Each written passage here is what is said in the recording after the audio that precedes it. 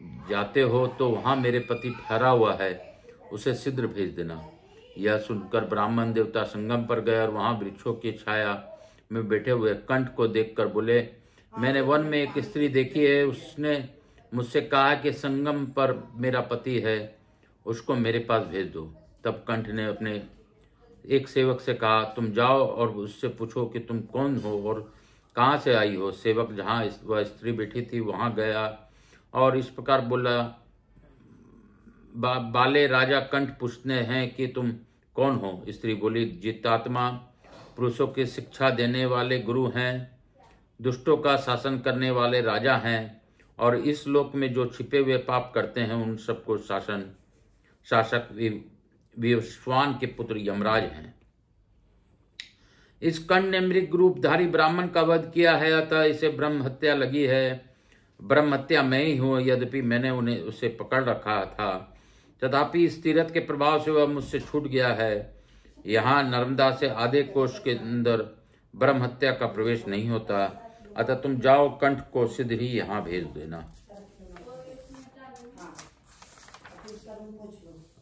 सेवक ने लौटकर राजा से सब वृतांत कह सुनाया। उसकी बात सुनकर राजा कंठ पृथ्वी पर गिर पड़ा। तब सेवक ने कहा, नाथ, आप पहले के शुभाशुभ के विषय में इतना शोक क्यों करते हैं? उसने उत्तर दिया, मैं यहीं भगवान सोमनाथ के समीप प्राण त्याग करूंगा। तदंतर राजा ने संगम के पापनाशन जल में स्नान किया, भक्ति पूर्वक भगवान सोमनाथ की पूजा की और 3 बार उनकी परिक्रमा करके प्रज्वलित अग्नि में प्रवेश किया। उस समय वह मणि मन पीताम्बर और महान मुकुट धारण करने वाले भगवान विष्णु का ध्यान कर रहा था तथा यह प्रार्थना करता था कि श्रीहरि के ध्यान से मेरी उत्तम गति हो। उसी समय उसके ऊपर आकाश से फूलों की वर्षा हुई। यह अनुपम आश्चर्य देखकर कंठ के सेवकों ने भी एक दूसरे को दृष्टिपात किया और भगवान गदाधर का ध्यान करते हुए उन्होंने उसी अग्नि में अपने शरीर को भी आहुति दे दी। तब वे सबके सब दिव्य विमान पर आरूढ़ हो स्वर्गलोक को चले गए। युधिष्ठिर, भगवान सोमनाथ का ऐसा ही प्रभाव है।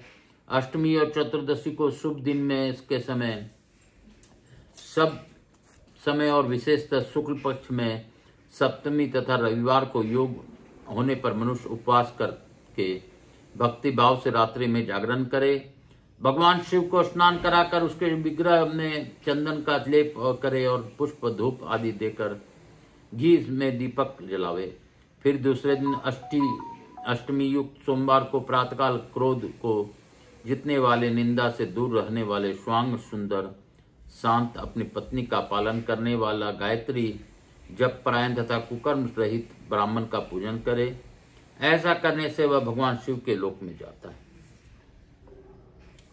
मार्कंडेय जी कहते हैं, राजन, तदंतर नर्मदा के दक्षिण तट पर पुतकेश्वर नामक उत्तम तीर्थ में जाएं। वह सब पापों का नाश करने वाला है। वहां लोगों को हित की कामनाओं से भगवान शिव की स्थापना की गई है। युधिष्ठिर, जो मनुष्य वहां भगवान शिव की पूजा करता है वह सब मनोरथों को प्राप्त होता है। कृष्ण पक्ष की अष्टमी और चतुर्दशी को जो मनुष्य महाकाल पूजन करते हैं वे सभी यमलोक में नहीं जाते, कभी यमलोक में नहीं जाते। नर्मदा के तट उत्तर तट पर उत्तम वैष्णव तीर्थ है जो जलसाई के नाम से इस भूतल पर विख्यात है। पूर्व काल में नल मेघ नाम के प्रसिद्ध एक बड़ा भारी दैत्य था। उसने सब देवताओं को जीतकर उनका राज्य छीन लिया। नल मेघ के भय से इंद्र आदि सब देवता स्वोत्कृष्ट ब्रह्मलोक में गए और भांति भांति के स्तोत्रों द्वारा ब्रह्मा जी की स्तुति करने लगे। तब ब्रह्मा जी ने देवताओं से कहा, भगवान विष्णु के बिना यह दैत्य दूसरे से नहीं जीता जा सकता। यह सुनकर संपूर्ण देवताओं ने श्री विष्णु का स्तवन किया। शंख चक्र गदा और पद्म धारण करने वाले प्रभु आपकी जय हो। देवताओं की स्तुति सुनकर भगवान जलसाई जाग उठे और मेघ गर्जना के समान गंभीर वाणी में बोले, ब्रह्मांड, आपने समस्त देवताओं के साथ आकर मुझे किस लिए जगाया है?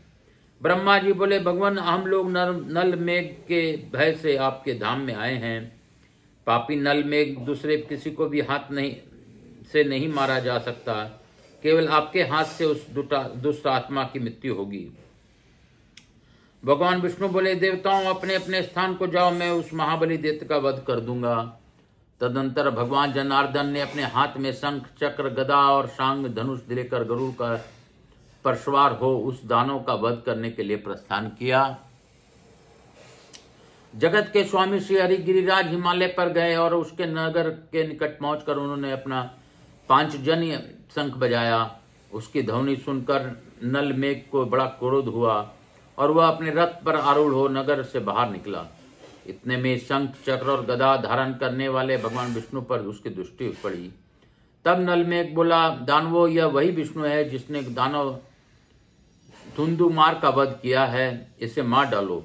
ऐसा कहकर दानव नल मेघ अपने बाणों से भगवान विष्णु पर आघात करने लगे, किंतु श्रीहरि ने उनके सभी बाण काट डाले और उस दानव पर दुगने बाणों को बौछार की। तब दानव ने भी दुने से दुना करके विष्णु पर बाणों की वर्षा की।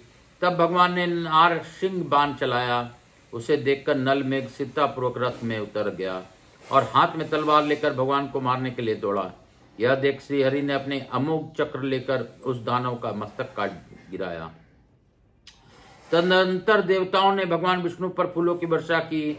नल मेघ के मारे जाने पर देवगण अपने अपने स्थान को चले गए और भगवान विष्णु नर्मदा के जल में लीन हो गए। तब से उस लोक में वहां स्थान जलसाई तीर्थ कहलाता है। वह अनेक पापों का नाश करने वाला है। कुछ लोग उसे चक्र तीर्थ भी कहते हैं। युधिष्ठिर भारतवर्ष में नर्मदा के तट पर यह तीर्थ प्रसिद्ध है। मार्गशीर्ष मास के शुक्ल पक्ष की एकादशी तिथि को शुभ दिन में वहां जाकर जो मनुष्य काम और क्रोध से रहित हो शेष शैया पर शयन करने वाले भगवान लक्ष्मीपति का स्नान कराते हैं, तथा जो लोग मधु, दूध, घी और गुड़ मिले हुए जल से नहलाए जाते हुए श्री विष्णु का भक्ति भाव से दर्शन करते हैं, वे पाप रहित हो भगवान के देव दानव वंदित परम धाम को जाते हैं। जो श्रेष्ठ मानव वहां भक्ति पूर्वक भगवान विष्णु की कथा सुनते हैं, वे ब्रह्म हत्या आदि पापों से मुक्त हो जाते हैं। जो जलसाई भगवान जगत गुरु विष्णु की पूर्व प्रदक्षिणा करते हैं, उनके द्वारा संपूर्ण जम्बू द्वीप की परिक्रमा हो जाती है। तदंतर निर्मल प्रातः काल होने पर यत्न पूर्वक पितरों का तर्पण करके पूज्य ब्राह्मणों के द्वारा श्राद्ध करावे। जो ब्राह्मण वेद का विद्वान नहीं है, मादक वस्तुओं के सेवन में उन्मत्त रहता है, मित्रद्रोही, कृत धन और व्रतहीन है, उसे दान नहीं देना चाहिए। जो वेदांत को पढ़कर उसके तत्व को जानता है, वो उसे गोदान देना चाहिए। जो स्वांग सुंदर, पवित्र और प्रिय वचन बोलने वाला हो, ऐसे ही ब्राह्मण को गोदान देनी चाहिए। बोलो शंकर भगवान की जय। इसमें ब्राह्मणों को किस प्रकार के ब्राह्मणों को हमें दान देनी चाहिए, यह बात भी स्कंद पुराण के इस अध्याय में आई है और मैं पुनः पढ़ूंगा, इसे याद रखें। जो ब्राह्मण वेद का विद्वान नहीं है, मादक वस्तुओं के सेवन में उन्मत्त रहता है, मित्रद्रोही, कृत धन और व्रतहीन है, उसे दान नहीं देनी चाहिए। जो वेदांत को पढ़कर उसके तत्व को जानता हो, उसे गोदान देना चाहिए। जो स्वांग सुंदर और पवित्र और प्रिय वचन बोलने वाला हो, ऐसे ही ब्राह्मण को गौ देनी चाहिए। बोलो शंकर भगवान की जय। बोलो विष्णु भगवान की जय। ये कथाएं से हमें बहुत सी बातें की जानकारी होती है, नहीं तो हम सच में कुछ नहीं है। ईश्वर ही हमारे यह जगत के पालक हैं। ईश्वर ने हमें बार बार ग्रंथों के माध्यम से समझाया है, लेकिन फिर भी हम चापलूसी वाले ब्राह्मणों के पीछे भागे रहते हैं। तो हमेशा हमें परख कर ही ब्राह्मण को दान देनी चाहिए। यह बात स्कंद पुराण के इस अध्याय में लिखी है और यह झूठ नहीं है। काल हर, दुख हर, दारिद्र हर, कष्ट हर। इसी के साथ आज की कथा को यहीं पे विराम देते हुए, लघु आरती करते हुए हम लोग कथा विराम देंगे।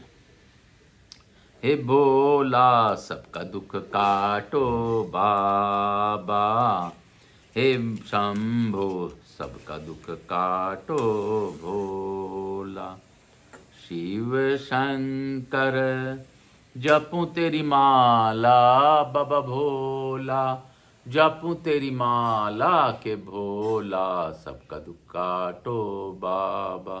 हे विश्वेश्वर नाथ सब तक का दुख काटो। कपूर गौरम करुणावतारम संसार सारम भुजगेंद्रहारम सदा वसंतम हृदयारविंदे बमम भवानी सहित हनुमामि। श्री राम जय राम जय जय राम, श्री राम जय राम जय जय श्री राम जय राम जय जय राम, श्री राम जय राम जय जय राम, श्री राम जय राम जय जय राम। चक्र तीरथ की जय, महादेव की जय, राधा कृष्ण की जय, महाकाल राजा की जय, ओमकारेश्वर की जय, नागेश्वर की जय। मेरे माता देवी पितृदेव सब पितृ देवता हम समस्त देवी देवताओं की जय, भोलेनाथ मैया पार्वती की जय, उमा शंकर नारायणी रूप में सभी देवी देवताओं की जय, समस्त देवी देवता नमो नमः। मैं प्रथम पूज्य देव गणपति गणेश जी महाराज, लक्ष्मी जी महारानी, रिद्धि सिद्धि शुभ लाभ कुबेर जी महाराज से अनुरोध करता हूँ कि सभी लोगों को आशीर्वाद प्रदान कर अपने स्थान को गमन करें। सभी लोगों को आशीर्वाद प्रदान करते हुए, अखंड कृपा बनाते हुए हमारे यहाँ निवास रहकर अखंड कृपा बनाए। और अवाइक समस्त देवी देवताओं से अनुरोध करता हूँ कि आप सभी लोगों को आशीर्वाद प्रदान कर अपने स्थान को गमन करें, पुनः बुलाने पर पधार कर आशीर्वाद दें। हे बाबा, मुझसे किसी भी प्रकार की त्रुटि हो रही हो तो क्षमा कीजिएगा। काल हर दुख हर दारिद्र कष्ट हर, हर हर महादेव। भोलेनाथ का स्मरण करते हुए, बाबा का ध्यान करते हुए मैं बाबा से यही कहूँगा, जो इस कथा का श्रवण करें उन्हें कथा श्रवण का लाभ दीजिए। जो इस कथा के सब्सक्राइबर बनते हुए आगे की ओर बढ़ाए, उनके दुखों में साथ दीजिए। मेरा तो आप जाने, आपका काम जाने, मैं तो आपके शरण में हूँ बाबा और शरण में रहूँगा। काल हर दुख हर दारिद्र कष्ट हर, हर हर महादेव। शंभु शंभु बोल बम का नारा है, बाबा एक सहारा है। बोलो बम बोलो बम बोलो बम बोलो बम। भजा कर तू श्री शिवाय नमस्तुभ्यं, जपा कर तू श्री शिवाय नमस्तुभ्यं। जीवन का है ये सार, श्री शिवाय नमस्तुभ्यं। हर हर महादेव।